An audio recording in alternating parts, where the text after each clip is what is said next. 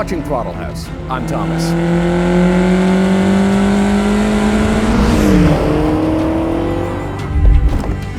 And I'm James.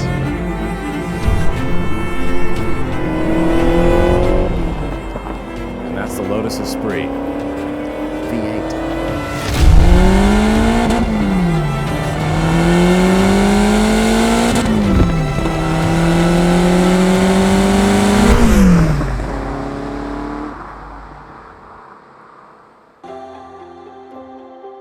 There are many cars that we haven't driven on Throttle House, but one that has always been wedged at the back of our mind has been this one, the Esprit.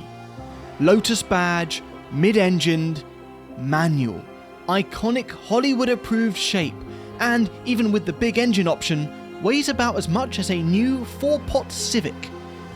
Huge thank you to the folks at Gentry Lane here in Ontario for letting us feature it, because like the other cars in their shop, this car is now an absolute classic. And to this day, the Esprit still undercuts its Italian rivals in price. Different specs can be had for less, but this one is mint and highly coveted, and therefore has held on to basically its 1998 price. So, worth it? Let's find out. If you're new to Throttle House, we do car reviews, track tests, and quite a lot of messing around. So subscribe and enjoy the show.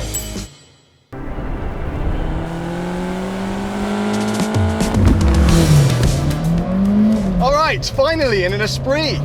Thomas and I have driven many Lotuses. Loti? Actually, I read an official document that says the plural of Lotus will be Lotus. So Thomas and I have driven many Lotus. No, that doesn't sound right.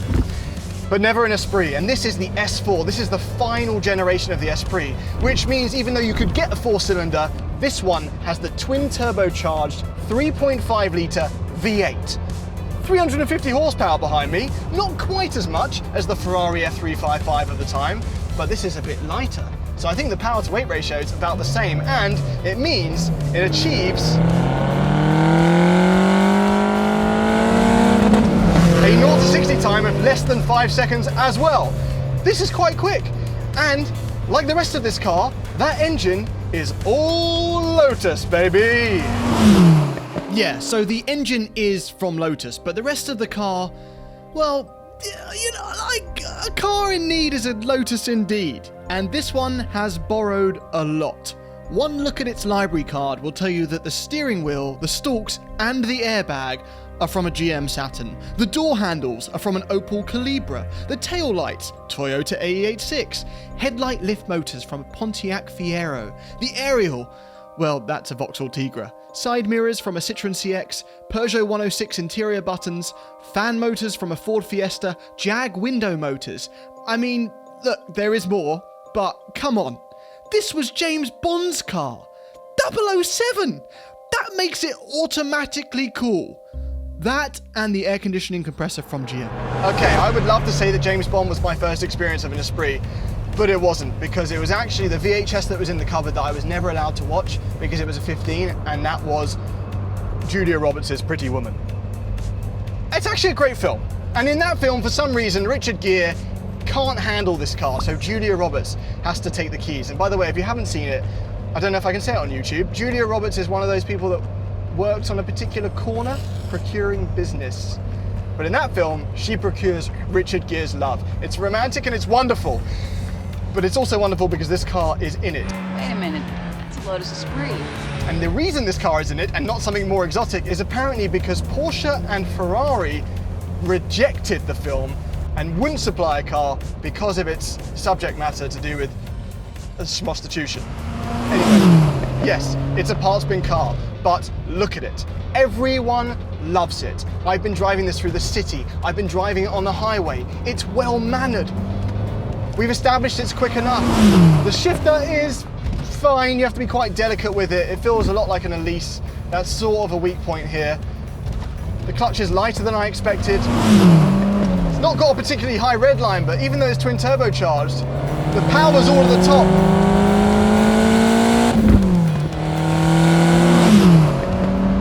invites you to rev it out. This is a fun car to drive. It would be more fun if it sounded a bit better. It sounds pure. It sounds quite good.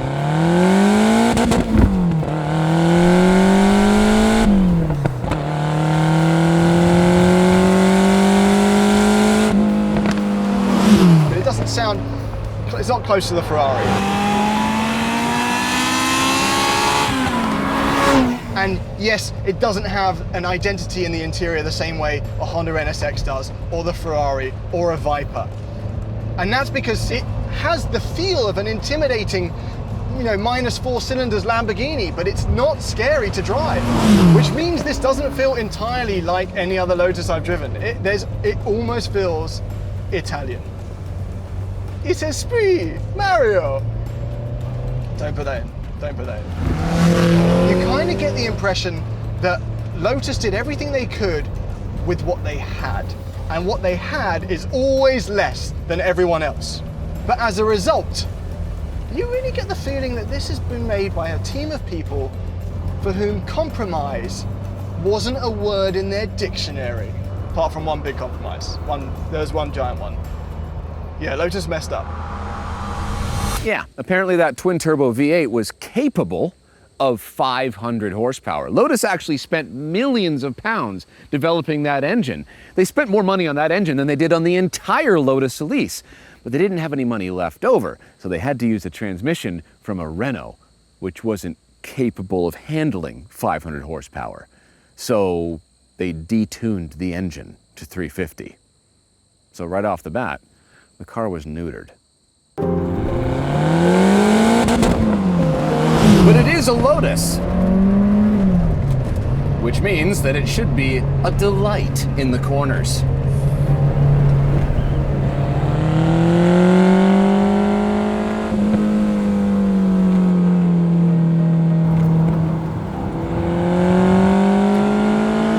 After spending a lot of time in an Elise, this isn't at the same level of tactility and lightness and connection that the Elise is. But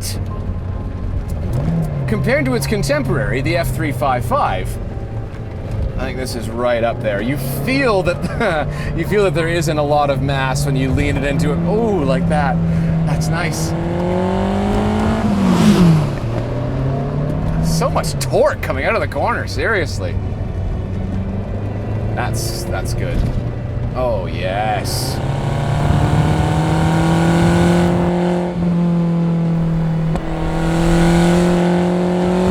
It's a car that looks like a Countach, but a Countach is cumbersome. It's heavy, it's difficult to drive. This isn't, it's so much. This is so Lotus. They really did just care about making the car feel delicate in the corners. And it does. Always wanted to drive one of these. I was always so curious. The suspension is good, not too stiff. They allow the body to move around a little bit. Steering isn't that fast. There's lots of feedback. And since it's mid-engine, there's no weight over the front. The steering is actually quite light. Until you add some grip to those front tires, then it loads up exactly how you want it to. And a road like this is kind of like an English B road, is exactly what this car was meant to do.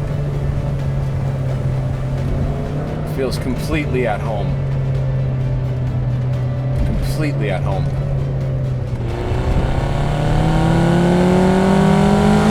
Really nice sense that it's mid-engined. You push it into a corner, you get a little bit of that front-end understeer, and then eventually the engine overtakes you. Which is exactly what you want. Predictability and adjustability. That is the Lotus way. God, that transmission's crap. It's holding this thing back. Interesting takeaway, though.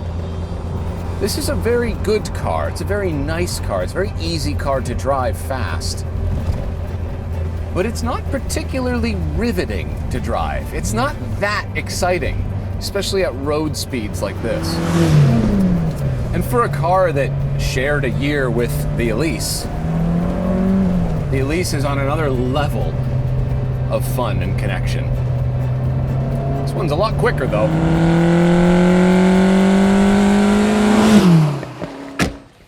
Okay, so I really like it. Right. However, Right, I felt that. yeah. What is that? It's just fine. No, it's just good. I mean, no, it's not just fine. It's better than fine. It's good.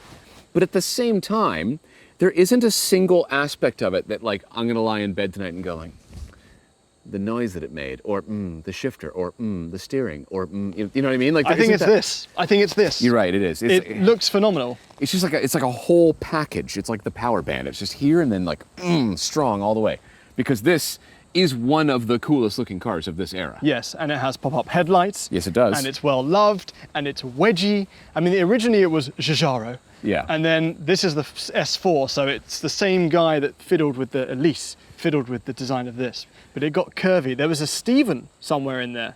There was. He's the one that did the McLaren F1. Right, and he made it curvy. And then Yes. his generation wasn't even called the S3, it was called like Stevens Esprit. Yeah, that's right. Or X180 was the code name. Yeah. Either way, Yeah, this is the last version of the car, effectively, right? yes, visually, yes. Fundamentally unchanged for so many years, right? But like it ended up with these like cool kind of little like whoop right there on the edges, and then wing and everything. The Listen, OZ wheels. I think it's definitely one of the most iconic wedges in car history, right? But is that enough? Because if you consider its contemporaries, Yeah. and I've looked at them, they all sit around similar prices. The NSX, the Viper, the 996 Turbo. Serious cars. 996 Turbo I wouldn't even consider.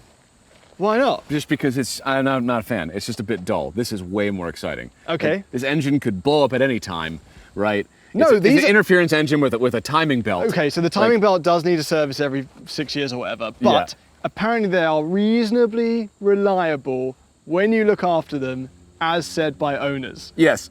who are trying to protect their investment. It's the classic thing you see on the forum, and they have a reputation for not being reliable. But then the forum's like, once you've done like all of the major things that you have to do, they're actually quite reliable. That's true of every car ever.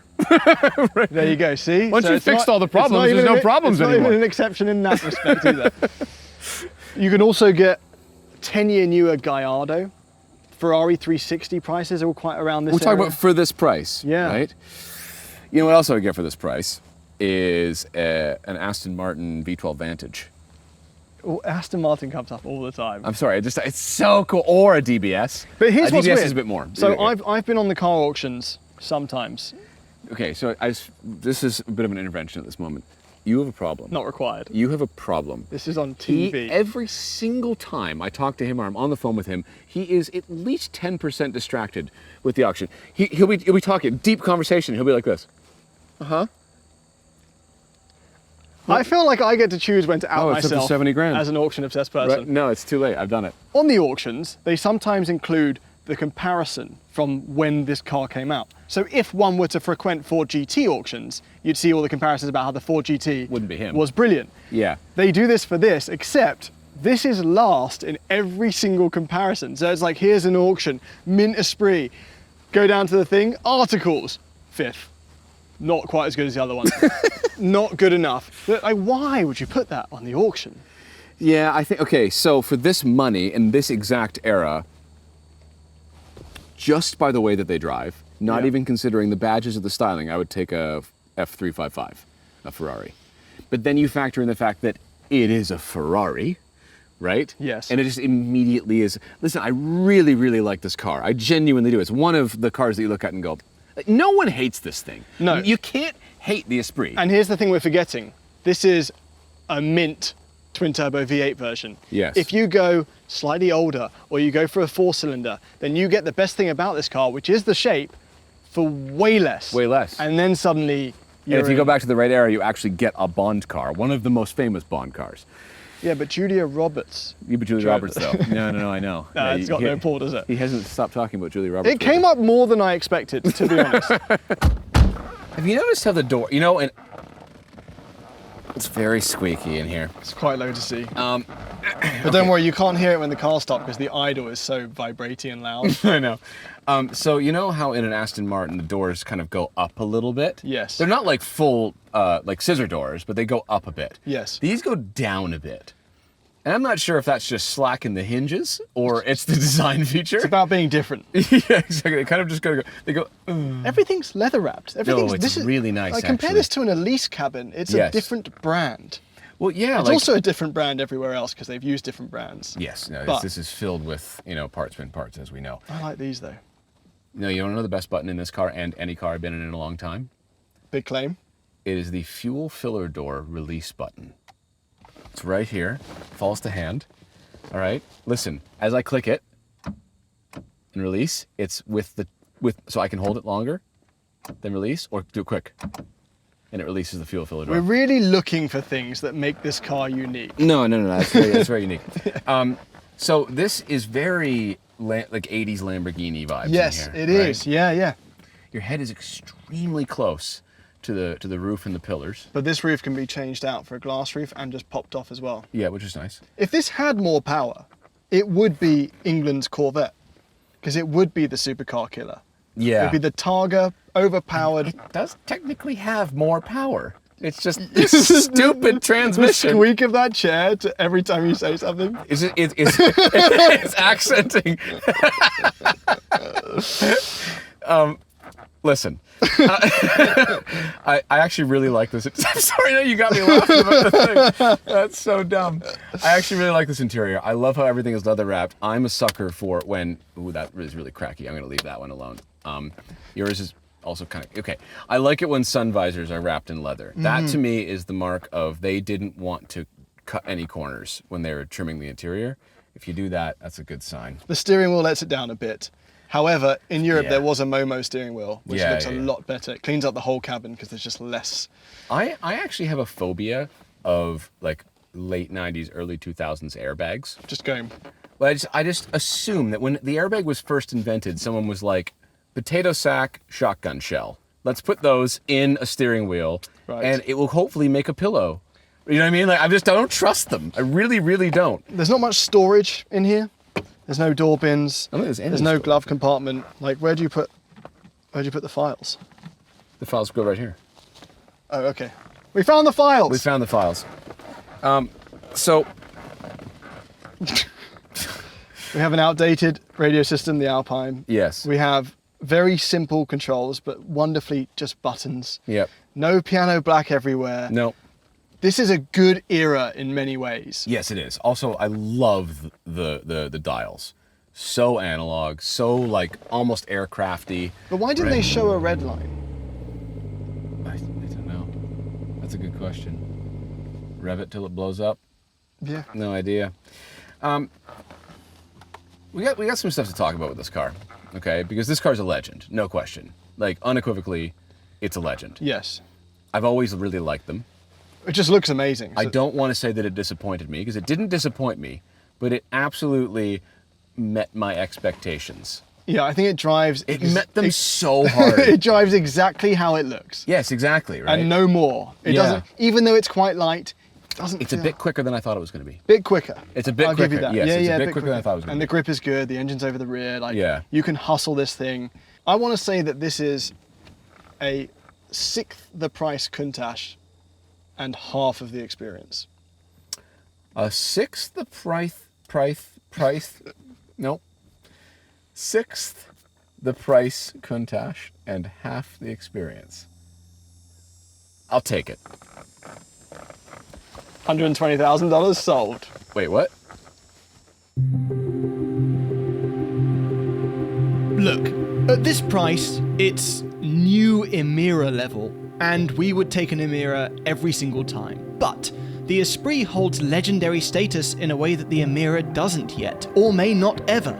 It charitably showcases parts from other cars, and yet still it's charming in its own way. The places where it could improve would only be achievable at a much higher price point or with modern tech, because the fundamentals are all there, and it's undeniably beautiful. Really, it's the perfect car to be the next victim of the resto mod craze that's happening right now. Because, oh, look at that. Since we filmed it, one has popped up. There we go. But here's the good news. If you already loved the Esprit as is, it delivers on all the right notes. Thanks for watching.